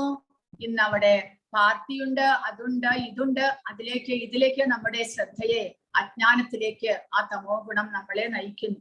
അപ്പോൾ നമ്മുടെ മാനസികാവസ്ഥ അനുസരിച്ച് നമ്മുടെ ഉള്ളിൽ ഏത് ഗുണമാണ് പ്രാധാന്യമായിട്ട് നിൽക്കുന്നത് എന്ന് നമുക്ക് മനസ്സിലാക്കാൻ സാധിക്കുന്നു. നമ്മുടെ പ്രവൃത്തി അനുസരിച്ച്, ഒരാളുടെ പ്രവൃത്തി നോക്കിയിട്ട് നമുക്ക് അയാൾ ഏത് ഗുണത്തിലാണ് പ്രവർത്തിക്കുന്നത് എന്ന് മനസ്സിലാക്കാൻ സാധിക്കും. അതുകൊണ്ട് കൃഷ്ണാവബോധത്തിൽ പുരോഗമിക്കാൻ ആഗ്രഹിക്കുന്നവർ ഈ 3 ഗുണങ്ങളെയും അതിക്രമിക്കണം. ഇവയിൽ ഒന്നിന്റെ ആധിപത്യം ഒരാളുടെ എല്ലാ പ്രവർത്തനങ്ങളിലും, പെരുമാറ്റങ്ങളിലും, ആഹാര രീതികളിലും ഒക്കെ സ്പഷ്ടമായിട്ട് കാണുക പതിവാണ്. ആർക്കും പരിശീലനം കൊണ്ട് സത്വഗുണം വളർത്തി രജസ് തമസുകളെ തോൽപ്പിക്കാം. രജോ ഗുണം വർദ്ധിപ്പിച്ച് സത്വ തമസുകളെ കീഴടക്കാനും തമോ ഗുണത്തെ പോഷിപ്പിച്ച് സത്വരജസ്സുകളെ നശിപ്പിക്കാനും സാധിക്കും. ഇങ്ങനെ ഭൗതിക പ്രകൃതിക്ക് 3 ഗുണങ്ങൾ ഉണ്ടെങ്കിലും സ്ഥിര നിശ്ചയമുള്ളവർക്ക് സത്വഗുണത്താൽ അനുഗ്രഹീതരാവാം. അതിനെയും അതിക്രമിച്ച് വാസുദേവ സത്വം എന്ന വിശുദ്ധ സത്വത്തിലെത്താൻ സാധിക്കുന്നു. അതായത് 3 ഗുണങ്ങൾ ഉണ്ട്, നമ്മുടെ ശരീരത്തെ അത് സ്വാധീനിക്കുന്നു. എങ്കിലും ദൃഢനിശ്ചയം ഉണ്ടെങ്കിൽ, സ്ഥിര നിശ്ചയത്തോടുകൂടി ഭഗവാനെ സേവിക്കണമെന്ന ആഗ്രഹമുണ്ടെങ്കിൽ നമുക്ക് സത്വഗുണത്തിൽ തന്നെ തുടരാൻ സാധിക്കും.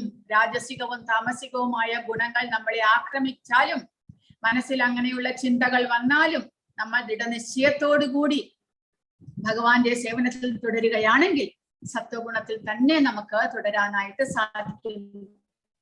പിന്നീട് പരിശുദ്ധനാകുമ്പോൾ ഈ സത്വഗുണത്തെയും അതിക്രമിച്ച് വാസുദേവ അവസ്ഥ എന്നുള്ള വിശുദ്ധ സത്വം, ആ വിശുദ്ധ സത്വത്തിലാണ് നമ്മൾ ആധ്യാത്മിക തലത്തിലേക്ക് ഉയരുക.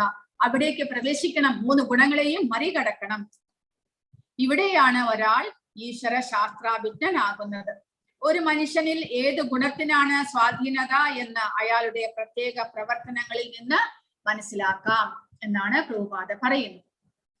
സർവദ്വാരേഷു ദേഹേസ്മിൻ പ്രകാശ ഉപജായതേ ജ്ഞാനം യഥാ തഥാ വിദ്യാദ് വിവൃദ്ധം സത്വമിത്യുത. അപ്പോൾ സത്വഗുണമുണ്ടെങ്കിൽ, സത്വഗുണത്തിലാണ് ഒരാൾ പ്രവർത്തിക്കുന്നത് എന്നുണ്ടെങ്കിൽ അയാളുടെ ശാരീരിക പ്രത്യേകതകൾ കൊണ്ട് നമുക്ക് മനസ്സിലാക്കാം. എങ്ങനെയാണത്? ശരീരത്തിന്റെ എല്ലാ ദ്വാരങ്ങളും ജ്ഞാനത്താൽ പ്രകാശിതമാകുമ്പോൾ സത്വഗുണത്തിന്റെ പ്രഭാവം അനുഭവപ്പെടുന്നു.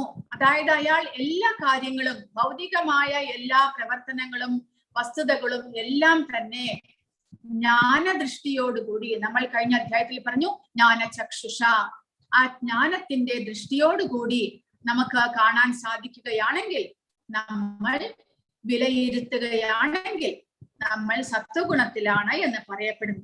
അപ്പോൾ ശരീരത്തിന്റെ എല്ലാ ദ്വാരങ്ങളും എന്ന് പറയുമ്പോൾ 9 ദ്വാരങ്ങൾ നമ്മുടെ ശരീരത്തിനുണ്ട്. ഇതിനു മുന്നേയും പഠിച്ചിട്ടുണ്ട്.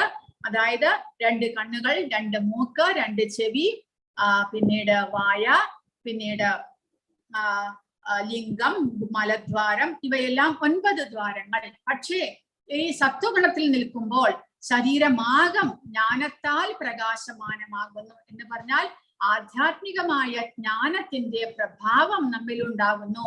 അതുമൂലം നമ്മൾ ഭൗതികമായിട്ട്, ഇമോഷണലായിട്ട് എല്ലാത്തിനെയും ഒന്നും നമ്മൾ കാണുന്നില്ല. പിന്നെയോ വിവേചന ബുദ്ധിയോടുകൂടി ആ ജ്ഞാനത്തിന്റെ ആ പൊരുൾ അനുസരിച്ച് നമ്മൾ എല്ലാത്തിനെയും മനസ്സിലാക്കുകയും വിലയിരുത്തുകയും ചെയ്യുന്നു. അവർ ആന്തരികമായും ബാഹ്യമായും പരിശുദ്ധരാണ്. അങ്ങനെയാണ് സത്വഗുണത്തിലുള്ളവരെ കാണുന്നത്. പക്ഷെ രജോ ഗുണത്തിലുള്ളവരാണെങ്കിലോ ലോഭപ്രവൃത്തിരാരംഭ കർമ്മണാമശമഃ സ്പൃഹ രജസ്യേതാനി ജായന്തേ വിവൃദ്ധേ ഭരതർഷഭ. രജോ ഗുണം വർദ്ധിക്കുമ്പോൾ അതിയായ ആസക്തി, ഫലോദിഷ്ടമായ പ്രവർത്തനം, കഠിനമായ പ്രയത്നം, അടക്കാനാകാത്ത ആഗ്രഹം, മോഹാവേശം എന്നീ ലക്ഷണങ്ങൾ ഉണ്ടാകുന്നു. അപ്പോൾ രജോ ഗുണത്തോടു കൂടി എല്ലാ ഇന്ദ്രിയങ്ങളും പല വിധത്തിലും സുഖങ്ങളും എല്ലാം അനുഭവിക്കാനായിട്ട് ആഗ്രഹിക്കുകയാണ്. അതിനു വേണ്ടിയിട്ട് അയാൾ കഠിനമായിട്ട് പ്രയത്നങ്ങൾ ചെയ്യുന്നു. അതാണ് രജോ ഗുണത്തിന്റെ സ്വഭാവം എന്ന് പറയുന്നത്. രജോ ഗുണ സ്വഭാവി തനിക്ക് കിട്ടിയിട്ടുള്ള സ്ഥാനത്താൽ ഒരിക്കലും സംതൃപ്തനാകാറില്ല. അതുയർത്താനായിട്ട് ആഗ്രഹിച്ചു കൊണ്ടേയിരിക്കും. അപ്പോൾ ഏതെങ്കിലും ഒരു പൊസിഷനിലുള്ള ആളാണെങ്കിൽ അതിലും മേലെ മേലെ പ്രമോഷൻ കിട്ടി മുകളിലേക്ക് പോകാനായിട്ട് അതിയായ ആഗ്രഹം. കുറച്ചെങ്കിലും സമ്പത്തുണ്ടെങ്കിൽ ഇനിയും സമ്പത്ത് വർദ്ധിപ്പിക്കാനുള്ള ആഗ്രഹം. എന്തെങ്കിലും ഒരു സ്ഥാനമാനങ്ങൾ ഉണ്ടെങ്കിൽ അതിലും ഉയർന്നു പോകാനുള്ള ആഗ്രഹം. അങ്ങനെ പല വിധത്തിലും രജോ ഗുണ സ്വഭാവമുള്ളയാൾക്ക് ഒരിക്കലും മതിയാകുന്നില്ല. അത്യാഗ്രഹം മൂലം പലതും വെട്ടിപ്പെടുക്കാനായിട്ട് ആഗ്രഹിക്കുന്നയാളാണ്. അപ്രകാശോ പ്രവൃത്തിശ്ച പ്രമാദോ മോഹയേവച തമസ്യേതാനി ജായന്തേ വിവൃദ്ധേ കുരുനന്ദന. തമോ ഗുണം വളരുമ്പോൾ തേജസ്, ഇല്ലായ്മ, അകർമണ്യത, പ്രമാദം, വ്യാമോഹം എന്നിവ പ്രകടമാകുന്നു. അപ്പോൾ തമോ ഗുണ സ്വഭാവമുള്ളവർക്ക് ഇങ്ങനെയെല്ലാമാണ് കാണപ്പെടുക. അയാൾ തേജസ്സില്ല, ജ്ഞാനമില്ലാത്തത് കൊണ്ട്, അജ്ഞാനമായതുകൊണ്ട് അയാളുടെ മുഖത്ത് തേജസ്സും ഉണ്ടാകുകയില്ല. യഥാസത്വേ പ്രവൃദ്ധേതു പ്രളയം യാതി ദേഹഭൃത് തദോത്തമവിതാം ലോകാൻ അമലാൻ പ്രതിപദ്യതേ. ഇനി മരണശേഷം ഈ ഗുണങ്ങളുടെ പ്രത്യേക ഗുണത്തിലുള്ളവർ എവിടേക്കെല്ലാം പോകാൻ സാധിക്കുന്നു എന്നാണ് പറയുന്നത്. സാത്വികർ മരിക്കുമ്പോൾ ഋഷിവര്യന്മാരുടെ നിർമ്മലങ്ങളായ ഉത്കൃഷ്ട ലോകങ്ങളിലേക്ക് എത്തുന്നു. കാരണം അവർ പുണ്യകർമ്മങ്ങൾ മാത്രമാണ് ചെയ്യുന്നത്, പാപകർമ്മങ്ങൾ ഒന്നും തന്നെ ചെയ്യുന്നില്ല. അതുകൊണ്ട് അവർക്ക് ഉന്നത ലോകങ്ങളിലേക്ക്, സ്വർഗലോകം മുതൽക്ക് മുകളിലുള്ള ലോകങ്ങളിലേക്ക് അവർക്ക് പോകാൻ സാധിക്കുന്നു. കാരണം സത്വഗുണമുള്ള ലോകമാണ്. ദേവന്മാരുടെ മുതൽക്കുള്ള മുകളിലെ ലോകങ്ങളെല്ലാം തന്നെ സത്വഗുണ പ്രധാനമായ ലോകമാണ്. അവിടെ രജസ്, തമസ് എന്നിവയൊന്നും തന്നെ ഇല്ല, സത്വഗുണം മാത്രമേ ഉള്ളൂ. അതുകൊണ്ട് അവർക്ക് അമലാൻ എന്നിവിടെ കൊടുത്തിരിക്കുന്നു. പരിശുദ്ധമായിട്ടുള്ള ലോകങ്ങളിലേക്ക് പോകാൻ സാധിക്കുന്നു എന്നാണ് പറയുന്നത്. അമലാൻ എന്ന് പറയുമ്പോൾ അവിടെ മാലിന്യങ്ങളൊന്നും തീണ്ടാത്ത, രാജസിക താമസിക ഗുണങ്ങൾ തീണ്ടാത്ത ലോകങ്ങൾ, അവിടേക്ക് അവർക്ക് പോകാൻ സാധിക്കുന്നു. ഭൗതിക ലോകത്തിൽ മാലിന്യങ്ങളുണ്ട്. ഇവിടെ ഏറ്റവും പരിശുദ്ധമായ സത്വഗുണമാണ്. അപ്പോൾ സത്വഗുണവും ഒരു ഗുണം തന്നെയാണ്, അതും നമ്മളെ ബന്ധിക്കുന്നു. എന്നാലും രാജസിക താമസിക ഗുണങ്ങളെ അപേക്ഷിച്ച് നോക്കുമ്പോൾ സത്വഗുണം പരിശുദ്ധമാണ്. അതുകൊണ്ട് അതിനെ അമലാൻ എന്ന് പറയുമ്പോൾ രജസി പ്രളയം ഗത്വാ കർമ്മസംഖ്യഷു ജായതേ തഥാ പ്രളീനസ്തമസി മൂഢയോനിഷു ജായതേ. രജോ ഗുണത്തോടെയാണ് മരിക്കുന്നതെങ്കിൽ ഫലമുദ്ദേശിച്ച് കർമ്മങ്ങൾ ചെയ്യുന്നവർക്കിടയിൽ ജനിക്കും. തമോ ഗുണത്തോടെ മരിക്കുന്നവർ മൃഗങ്ങളായിട്ടാണ് പിറക്കുക. അപ്പോൾ രാജസിക സ്വഭാവമുള്ളവർ കാമ്യകർമ്മങ്ങൾ ചെയ്ത് ഫലോദ്ദേശത്തോടു കൂടി കർമ്മം ചെയ്ത് ആ ഫലം സ്വയം അനുഭവിക്കണമെന്ന് ആഗ്രഹമുള്ളവരാണ്. അപ്പോൾ കർമ്മം ചെയ്യാൻ ആഗ്രഹിക്കുന്നവർ ഈ ഭൂമിയിലാണുള്ളത്. അവർ ഈ ഭൂമിയിൽ വീണ്ടും ജനിക്കുന്നു, വീണ്ടും അനേകം കർമ്മങ്ങൾ ചെയ്ത് തീരുക എന്നില്ല, കർമ്മം ചെയ്തുകൊണ്ടേയിരിക്കാൻ അവർ ആഗ്രഹിക്കുന്നു. അങ്ങനെ വീണ്ടും കാമ്യകർമ്മങ്ങൾ ചെയ്യുന്നവർക്ക് ഇടയിൽ അവർ വീണ്ടും പിറക്കുന്നു. തമോ ഗുണത്തോടെ മരിക്കുന്നവർ മൃഗങ്ങളായിട്ടാണ് പിറക്കുക. കാരണം അവർ എപ്പോഴും ഉന്മാദാവസ്ഥയിലാണ്, അജ്ഞാനത്തിലാണ്. മൃഗങ്ങളാണ് അജ്ഞാനത്തിലുള്ളത്. മനുഷ്യർക്ക് ജ്ഞാനം സമ്പാദിക്കാനുള്ള കഴിവുണ്ട്, അതുകൊണ്ട് അവർ ജ്ഞാനം സമ്പാദിക്കണം. എന്നാൽ മൃഗങ്ങൾക്ക് അത് സമ്പാദിക്കാനുള്ള കഴിവില്ല. കൂടാതെ അവർ പൂർണ്ണമായിട്ടും ഭൗതിക പ്രകൃതിയുടെ നിയന്ത്രണത്തിലാണ്. അതിൽ നിന്ന് രക്ഷപ്പെടാനുള്ള മാർഗം അവർക്ക് അറിയില്ല, അവർക്ക് ചെയ്യാൻ സാധ്യമല്ല.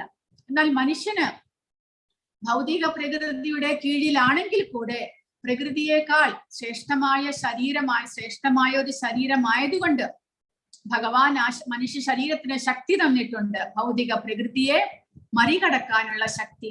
അത് ഉപയോഗിക്കണം നമ്മൾ. അത് ഉപയോഗിക്കാതെ മൃഗങ്ങളെ പോലെ തന്നെ നമ്മൾ ജീവിച്ചു എന്നുണ്ടെങ്കിൽ അജ്ഞാന തുല്യമായിട്ടുള്ള ആ മൃഗലോകത്തിലേക്ക് നമ്മൾ വീണ്ടും താഴ്ത്തപ്പെടും. വീണ്ടും ഒരു മനുഷ്യജന്മം ലഭിക്കാൻ നമുക്ക് അനേകം ജന്മങ്ങൾ കഴിയേണ്ടി വരും. അതുകൊണ്ട് തമോ ഗുണ സ്വഭാവി എപ്പോഴും മൃഗങ്ങളായിട്ടാണ് പിറക്കുക. കാരണം മൃഗങ്ങൾക്കാണ് ഇങ്ങനെയുള്ള സ്വഭാവങ്ങൾ ഉള്ളത്. കണ്ടോ, അലസത, നിദ്ര മുതലായവയെല്ലാം, ഉന്മാദാവസ്ഥ, ഇതെല്ലാം ഉള്ളത് മൃഗങ്ങളിലാണ്. അപ്പോൾ ആ മൃഗങ്ങളുടെ ശരീരത്തിലേക്ക് പിന്നീട് ആ ജീവാത്മാവിന് ജനിക്കേണ്ടതായിട്ട് വരുന്നു എന്നാണ് പറയുന്നത്. കർമ്മണ സുഹൃതസ്യാഹു സാത്വികം നിർമ്മലം ഫലം രജസസ്തു ഫലം ദുഃഖം അജ്ഞാനം തമസഹ ഫലം. സത്കർമ്മത്തിന്റെ ഫലം വിശുദ്ധമാണ്, അത് സാത്വിക ഗുണത്തിലാണ് എന്ന് പറയപ്പെടുന്നു. രജോ ഗുണത്തിൽ ചെയ്യുന്ന പ്രവൃത്തിയുടെ ഫലം ദുഃഖമാകുന്നു. തമോ ഗുണത്തിലെ പ്രവർത്തനങ്ങളുടെ ഫലം മൗഢ്യവും അജ്ഞാനവും എന്നാണ് പറയുന്നത്. സത്വഗുണത്തിൽ ചെയ്യുന്ന കർമ്മങ്ങളുടെ ഫലം വിശുദ്ധങ്ങളാണ്. തന്മൂലം മോഹമുക്തരായ ഋഷികൾ സന്തുഷ്ടരാണ്. രജോ ഗുണ സ്വഭാവമുള്ള കർമ്മങ്ങളാകട്ടെ തികച്ചും ദുഃഖകരങ്ങളാണ്. ഭൗതിക സുഖത്തിന് വേണ്ടി ചെയ്യപ്പെടുന്ന ഏത് പ്രവൃത്തിയും പരാജയത്തിനെ വഴിവെക്കൂ. കാരണം നമ്മുടെ മുൻ ജന്മങ്ങളിലെ കർമ്മഫലം അനുസരിച്ച് മാത്രമേ നമുക്ക് ഈ ജന്മത്തിൽ ഫലം ലഭിക്കുന്നുള്ളൂ. നമ്മൾ കഠിന പ്രയത്നം ചെയ്തു എന്ന് വെച്ച് നമുക്ക് അധികം ധനം സമ്പാദിക്കാൻ സാധിച്ചു എന്ന് വരില്ല. കാരണം നമ്മുടെ യോഗ്യതയ്ക്കനുസരിച്ചേ നമുക്ക് എല്ലാം സമ്പാദിക്കാനായിട്ട് സാധിക്കുകയുള്ളൂ. അപ്പോൾ നമ്മൾ അതിയായ മോഹം കൊണ്ട് അതിയായ കർമ്മങ്ങളെല്ലാം ചെയ്യുമ്പോൾ അത് ദുഃഖത്തിന് മാത്രമേ വഴിവെക്കുകയുള്ളൂ. അപ്പോൾ രാജസിക സ്വഭാവിക്ക് താൻ ആഗ്രഹിക്കുന്നത് പോലെ എല്ലാം ലഭിക്കണമെന്നില്ല. അതുകൊണ്ട് അത് ദുഃഖ മിശ്രമായിട്ടുള്ള ഒരു ജീവിതമായിരിക്കും. ഒരു ഉദാഹരണം പറയുന്നു പ്രഭുപാദ. ഒരാൾ അമ്പരചുംബിയായ ഒരു കെട്ടിടം പണിയാൻ ആഗ്രഹിക്കുന്നു. അങ്ങനെ ഒരു സൗധം നിർമ്മിക്കാൻ എത്ര മനുഷ്യർ കഠിനമായി ക്ലേശിക്കണം. വീട്ടുടമയ്ക്ക് ഇതിന് വേണ്ട ധനം സമ്പാദിക്കാനും വളരെ ക്ലേശിക്കേണ്ടി വരുന്നു. വീട് പണിയുന്നവരുടെ കായികാധ്വാനത്തിന് കണക്കില്ല, ക്ലേശങ്ങൾ ഏറെയുണ്ട്. അതുകൊണ്ടാണ് രജോ ഗുണ പ്രേരിതങ്ങളായ കർമ്മങ്ങൾ തികച്ചും ദുഃഖകരങ്ങളാണ് എന്നാണ് ഭഗവത്ഗീത പറയുന്നത്. ഇനി തമോ ഗുണമാണെങ്കിൽ തമോ ഗുണത്തിൽ പ്രേരിതനായി പ്രവർത്തിക്കുന്ന ആൾ മൂഢനാണ്. അതേ കാരണത്താൽ എല്ലാ കർമ്മങ്ങളും ദുഃഖത്തിലേക്ക് നയിക്കുന്നു. അവസാനം മൃഗജീവിതത്തിലേക്കും. മൃഗങ്ങളുടെ ജീവിതം എപ്പോഴും ദുരിതപൂർണങ്ങളാണ്. മായാശക്തിയാൽ സമ്മോഹിതരായത് മൂലം അവർ അക്കാര്യം അറിയുന്നില്ലായേ എന്നുള്ളൂ. അപ്പോൾ പാവപ്പെട്ട മൃഗങ്ങളെ കൊല്ലുന്നതും തമോ ഗുണത്തിലാണ്. മൃഗങ്ങൾ നിസ്സഹായരാണ്. പക്ഷേ അവരെ കൊല്ലുന്നവരാണെങ്കിലോ അവർ പൂർണ്ണമായിട്ടും അജ്ഞരാണ്. അതുകൊണ്ടാണ് അവർ പാവപ്പെട്ട നിസ്സഹായരായിട്ടുള്ള മൃഗങ്ങളെയും കൊല്ലുന്നത്. നമുക്ക് കഴിക്കാനായിട്ട് പല വസ്തുക്കളും സസ്യാഹാരമായിട്ടുള്ള പല വസ്തുക്കളും ഭഗവാൻ തന്നിട്ടുണ്ട്. കാരണം സസ്യങ്ങളും അവബോധമുള്ളവരാണെങ്കിൽ കൂടെ അവർക്ക് അവരുടെ അവബോധം മറഞ്ഞിരിക്കുന്നു. എന്നാൽ മൃഗങ്ങൾക്ക് നമ്മൾ അവരെ വധിക്കാനോ ഉപദ്രവിക്കാനോ പോകുമ്പോൾ അവർക്കത് മനസ്സിലാകുന്നുണ്ട്, അവർക്ക് ഫീലിംഗ് ഉണ്ടാകുന്നുണ്ട്, അവർക്ക് വേദന എടുക്കുന്നുണ്ട്. പക്ഷേ സസ്യങ്ങൾക്ക് അത്രത്തോളം അവരുടെ അവബോധം ഉയർന്നിട്ടില്ല. അതുകൊണ്ട് സസ്യാഹാരം കഴിക്കാനായിട്ട് ഭഗവാൻ അങ്ങനെയുള്ള ഒരു ശരീരം നമുക്ക് തന്നിരിക്കുന്നത്. പക്ഷെ എങ്കിലും മനുഷ്യർ ക്രൂരന്മാരായി അജ്ഞാനത്താൽ എന്ത് സംഭവിക്കുന്നു? ആ പാവപ്പെട്ട നിസ്സഹായരായിട്ടുള്ള മൃഗങ്ങളെ വധിക്കുന്നു. അവരുടെ വേദന കണ്ടാലും കണ്ടില്ല എന്ന് നടിക്കുന്നു. അതാണ് ക്രൂരത. അപ്പോൾ മൃഗങ്ങൾ അതേപോലെ ചെയ്യുന്നുണ്ട്. പക്ഷെ അവർ അവരുടെ ആഹാരത്തിന് വേണ്ടി മാത്രമേ അങ്ങനെ ചെയ്യുന്നുള്ളൂ. നമ്മൾ ആഹാരത്തിന് വേണ്ടിയിട്ടല്ല, വിശപ്പടക്കാൻ വേണ്ടിയല്ല. പിന്നെയോ നമ്മുടെ നാവിന്റെ സുഖത്തിന് സന്തോഷത്തിന് വേണ്ടിയിട്ടാണ് നമ്മളത് ചെയ്യുന്നത്. പക്ഷെ മൃഗങ്ങൾ വേറൊരു മൃഗത്തിനെ കൊല്ലുന്നത് അതിന്റെ വിശപ്പടക്കാൻ വേണ്ടിയിട്ടാണ്. അല്ലാതെ ഒരിക്കലും ഒരു മൃഗം വെറുതെ തമാശയായിട്ട് മറ്റുള്ള മൃഗങ്ങളെ ഉപദ്രവിക്കുകയോ കൊല്ലുകയോ ചെയ്യുന്നില്ല. എന്നാൽ മനുഷ്യൻ അത് ചെയ്യുന്നു. അതുമൂലം അങ്ങനെയുള്ളവർ താമസിക സ്വഭാവത്തിലുള്ളവരാണ് എന്ന് പറയുന്നു. അതുകൊണ്ട് ഈ താമസിക സ്വഭാവമുള്ളവരുടെ അവരുടെ ഫലം അവർക്ക് പ്രമാദവും അലസതയും ദുഃഖവും എല്ലാം ആയിരിക്കും എന്നാണ് പറയുന്നത്. അതുകൂടാതെ ആ മൃഗങ്ങളെ കൊല്ലുന്നത് മൂലം പിന്നീട് അവർക്ക് അങ്ങനെയുള്ള ഒരു ശരീരം, ഒരു മൃഗത്തിന്റെ ശരീരമായിരിക്കും ലഭിക്കുക. പ്രകൃതി നിയമം അതാണ് എന്നാണ് പറയുന്നത്. കാരണം മനുഷ്യ സമുദായത്തിൽ ഒരാൾ മറ്റൊരുവനെ കൊല്ലുന്നുവെങ്കിൽ കൊലപാതകി തൂക്കിലേറ്റപ്പെടുന്നു. നമ്മുടെ രാജ്യത്തിലെ നിയമങ്ങൾ അതാണ്. നമ്മൾ ഒരു മനുഷ്യൻ വേറൊരു മനുഷ്യനെ കൊന്നു കഴിഞ്ഞാൽ ആ കൊന്നവൻ തൂക്കിലേറ്റപ്പെടണം, അയാൾക്ക് വധശിക്ഷ ലഭിക്കണം. കാരണം ഈ മനുഷ്യ ശരീരത്തിൽ തന്നെ അയാൾ ചെയ്ത കുറ്റകൃത്യത്തിന്റെ ഫലം അനുഭവിക്കണം. ഇല്ലെങ്കിൽ അയാൾക്ക് അടുത്ത ജന്മത്തിൽ അയാൾ ചെയ്ത ഈ പാപകർമ്മത്തിന്റെ ഫലം അനുഭവിക്കേണ്ടതായിട്ട് വരും. അതുകൊണ്ട് ഈ ജന്മത്തിൽ തന്നെ അയാൾ ചെയ്ത കുറ്റത്തിന്റെ ഫലം അങ്ങനെ അനുഭവിച്ചു കഴിഞ്ഞാൽ അയാളുടെ ആ പാപകർമ്മ ഫലത്തെ കുറയ്ക്കാൻ സാധിക്കും. അപ്പോൾ രാജ്യത്തിന്റെ നിയമം തന്നെ അങ്ങനെയുണ്ട്. അപ്പോൾ ഭഗവാന്റെ സന്താനങ്ങളാണ് എല്ലാ ജീവരാശികളും. അപ്പോൾ നമുക്കിവിടുത്തെ നിയമം ഒരു മനുഷ്യൻ വേറൊരു മനുഷ്യനെ കൊന്നാൽ മാത്രമേ ശിക്ഷയുള്ളൂ. എന്നാൽ മൃഗങ്ങളും ഭഗവാന്റെ സന്താനങ്ങളല്ലേ, അവരെ കൊന്നു കഴിഞ്ഞാൽ ആരും ശിക്ഷിക്കുന്നില്ല. പക്ഷെ ഭഗവാൻ അങ്ങനെയുള്ളവരെ ശിക്ഷിക്കുന്നു. കാരണം ഭഗവാന് വ്യത്യാസമൊന്നുമില്ല, എല്ലാവരും സമഭാവനയോട് കൂടിയാണ് ഭഗവാൻ പെരുമാറുന്നത്. അതുകൊണ്ട് എല്ലാ ജീവജാലങ്ങളും ഭഗവാന് ഈക്വലാണ്. അതുകൊണ്ട് നമ്മൾ മൃഗങ്ങളെ വധിക്കുകയാണെങ്കിൽ എന്ത് ചെയ്യുന്നു? ആ മൃഗങ്ങളെ വധിച്ചതിന്റെ ശിക്ഷ ആ വധിക്കുന്നവർക്ക് ഉണ്ടായിരിക്കും. പൂർണ്ണമായും സർവേശ്വരന്റെ ഭരണത്തിന് കീഴിലുള്ള രാജ്യത്തെ ആരും കാണാത്തത് അജ്ഞതയിലാണ്. അപ്പോൾ എല്ലാ ജീവജാലങ്ങളും ഭഗവാന്റെ സന്താനങ്ങളാണ് എന്ന് നമ്മൾ മനസ്സിലാക്കാതെ മറ്റുള്ള ജീവജാലങ്ങളെ ആസ്വദിക്കാനുള്ള അവകാശം എനിക്കുണ്ട് എന്ന് മനുഷ്യൻ വിചാരിക്കുന്നത് വിഡ്ഢിത്തമാണ്. കാരണം അജ്ഞത മൂലമാണ് അങ്ങനെ ചെയ്യുന്നത്. നമ്മൾ ചെയ്യുന്ന പ്രവർത്തികളെല്ലാം തന്നെ കാണാൻ ഭഗവാന്റെ ഏജന്റുമാർ എല്ലാ ദിക്കിലുമുണ്ട്.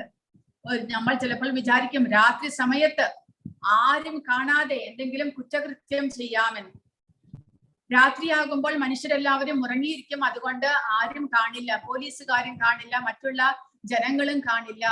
എന്നാൽ ഭഗവാന്റെ ഏജന്റുമാർ എല്ലാ ദിക്കിലുമുണ്ട്.